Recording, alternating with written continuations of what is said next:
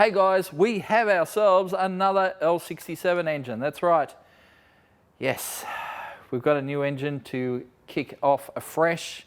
As you can see, the AU is still behind me. Don't even get me started on eBay auctions and how useless they are. But anyway, hopefully we'll have a resolution for that soon. But we have some L67 goodness to get into. Andrew Broadley, Street Machines editor, brought this down during the week. He came down to see his Tirana and generously brought this down as well. We picked it up in Sydney from a viewer, $500, which, yeah, it's not too bad. It's been sitting under a bench for a long time, apparently. Apparently, it's only got 180,000 Ks on it, so it's double the freshness of the engine that we put in Supermang, which we know was somewhere over 400,000 Ks. But anyway, so we've decided to go with a whole new engine. Well, not new, but new to us. But anyway, we're putting in another engine. I'm not saying that the other one is totally stuffed. Yeah, it's got a couple clips in some top of the pistons and that sort of thing, and we could probably send it with that, but I'm kind of at that point where there's like 10 bolts holding that engine in. Why not just throw another one in there? So we're going to pull this one down. We need a set of heads anyway because the other heads were cracked. We have been having a hell of a time trying to source some non-cracked ones. Hopefully these ones will be okay. So today's mission is pull this engine down, get the heads off at least, get them off to Johnny so he can crack test them, check them out, see if they'll work, and then we'll get them ported, new valves, a whole bit. And then, while all that's happening, I'm going to do this bottom end, get it ready for the Supermang, which has been occupying that space on the hoist for way too long. So we'll get this engine into the Supermang with the new intercooler and make some power, you know. I would love to have it ready, you know, in a few weeks. I know there's somewhere I'd like to take it, but I'm not going to put that pressure on myself right now. Let's just see if we can get this thing up and running in some sort of fashion, you know, sometime soon. Anyway, let's get to work. Just using the shifter to take the lift chain off, really.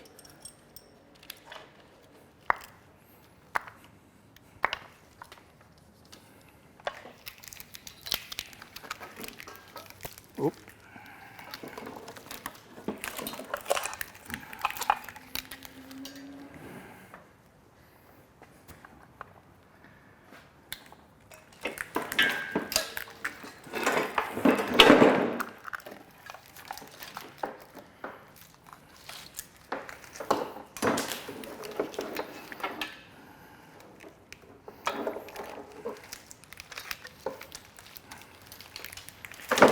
Okay, deal with that later.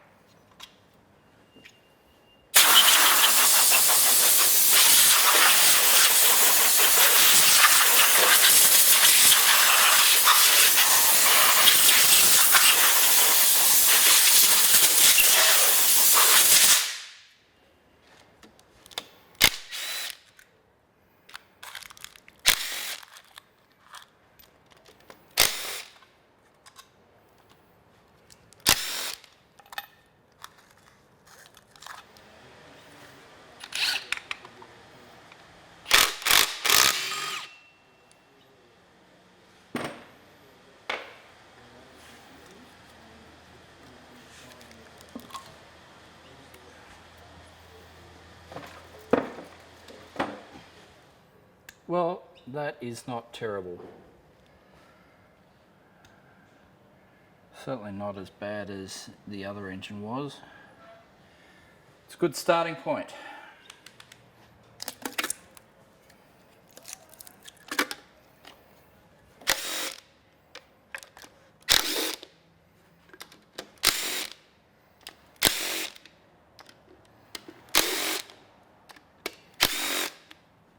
Man, you just got to love this little Ryobi 3.8 drive. It's fantastic for this sort of work. Alrighty. Oh, yeah. It's nice and clean too, or relatively so. Not too bad.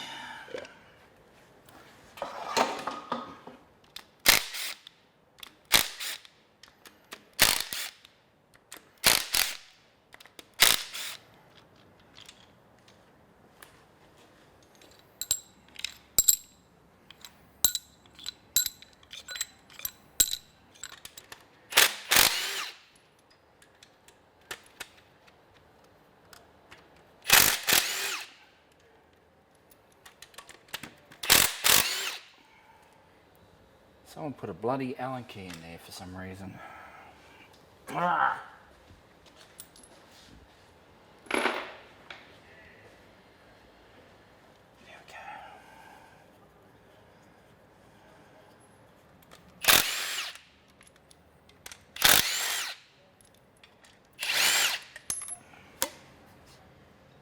It's all looking pretty good so far. All right, now we're down to the heads. So that's the first order of business. Get these heads off, get them to Johnny's, get that sorted.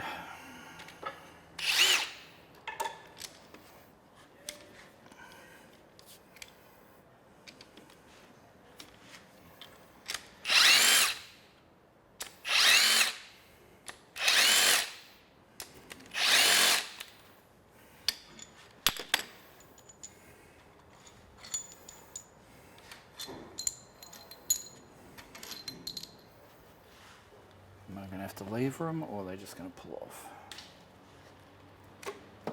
Just pull off. There we go.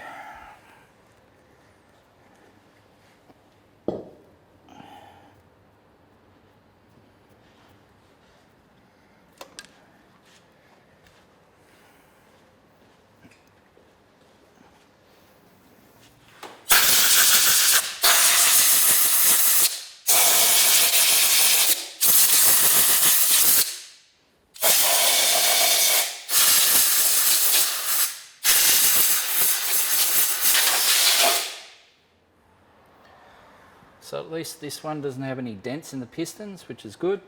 It's obviously had the head gaskets changed at some point because they got serious coating of this copper gasket stuff, which isn't standard, but yeah.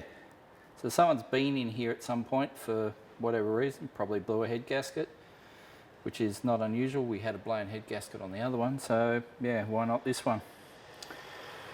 And given that they hardly had the head bolts torqued up, I'm not surprised. But anyway, bore's looking good shape. It's an L67, it's got the dish pistons in it. $500. Why the hell not? All right, the heads are over there. They can go to Johnny's. He can work his magic on them, and they can, yeah, the whole thing can go back in Supermang. But in the meantime, we're going to pull down the rest of this motor, so everything will come off. I love that it's got a air compressor on it too, and it's a VS one, so compatible to that engine. And yeah, it means we can sort out our air conditioner issues as well. But yeah, we're going to have to pull the entire front of the motor off, sump off. I'll do rod bolts again. I'll just get new rod bolts rather than trying to pull the ones out of that one and putting them in this one. Let's just start with a fresh set. And then from there, we'll build this one up into a monster.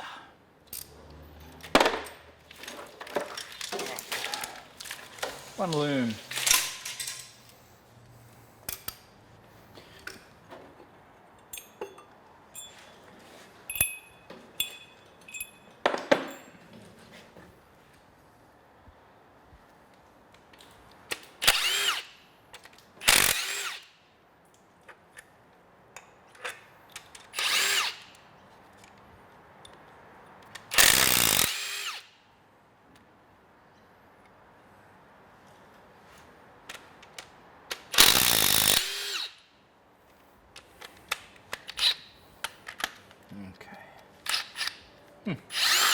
Bloody thing wasn't even tight. That's weird.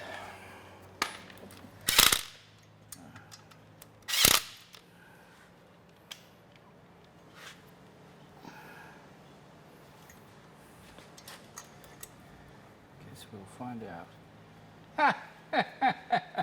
All that stuffing around. Freaking thing's not even tight. Bloody hell.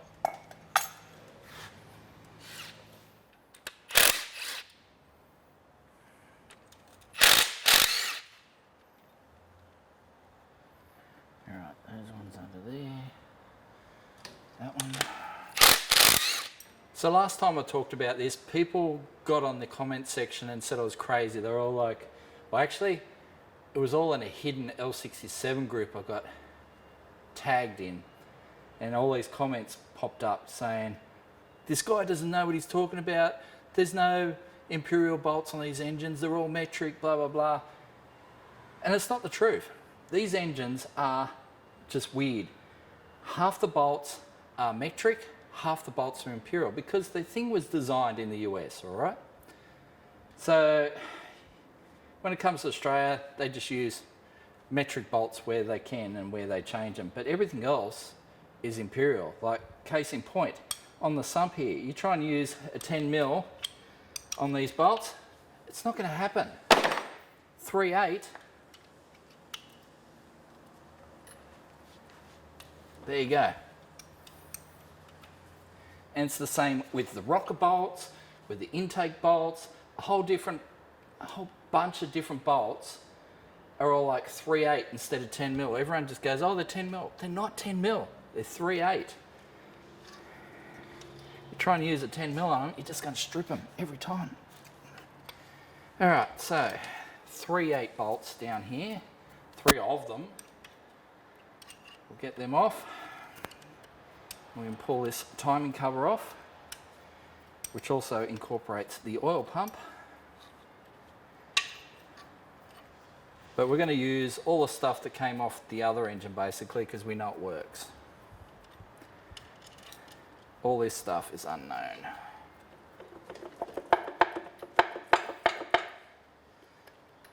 There we go. Timing cover off.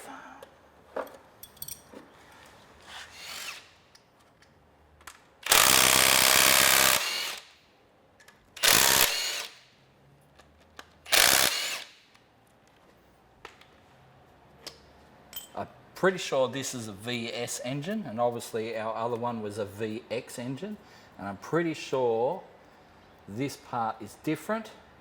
Not 100% without looking at them, but I'm pretty sure this part is different. We'll compare them shortly, but yeah, this might have to stay on the engine. All right, so we've got the mounts and everything off. We're ready to flip this thing upside down, but I better check. It hasn't got a dipstick or anything, of course. Let's check. Oh, wow. Yeah, that could have been messy. If we'd flipped this thing over, it is full of oil. I'm not even kidding. Just an inch or so, inch and a half below that lip there. Yeah, she's all oil. Alrighty, we better empty it out. Oh, wow, that could have been so messy. Who leaves an engine full of oil when half the shit is loose? Who does that?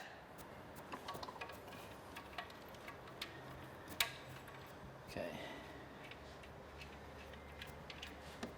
There she goes.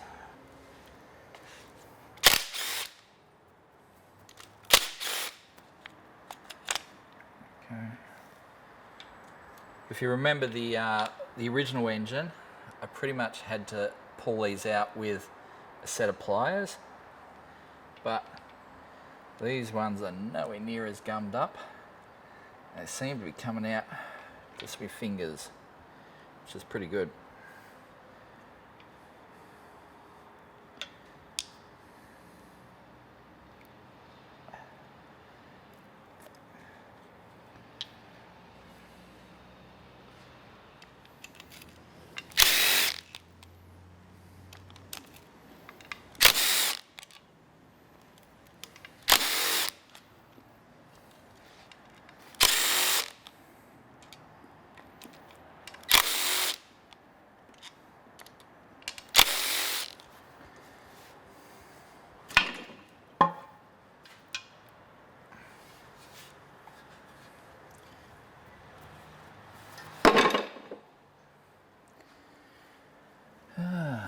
the goodness of the bottom end. Let's have a look.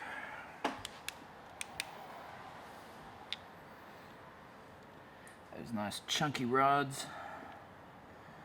Oh, there's a bit of sludge there.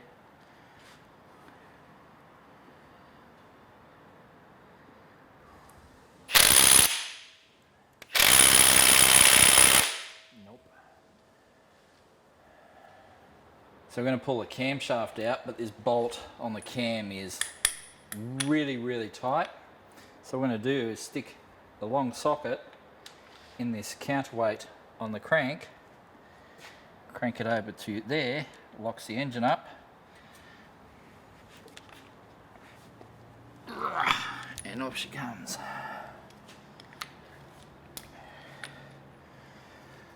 Too easy. Definitely won't be using you or anything that looks like you.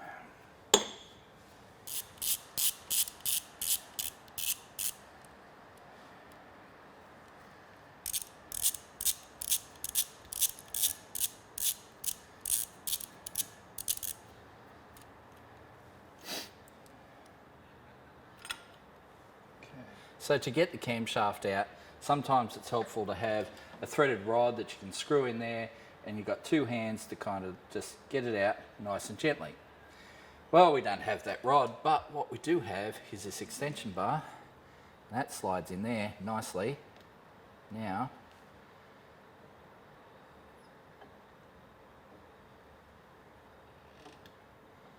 so you want to do this carefully so you don't carve up your cam bearings.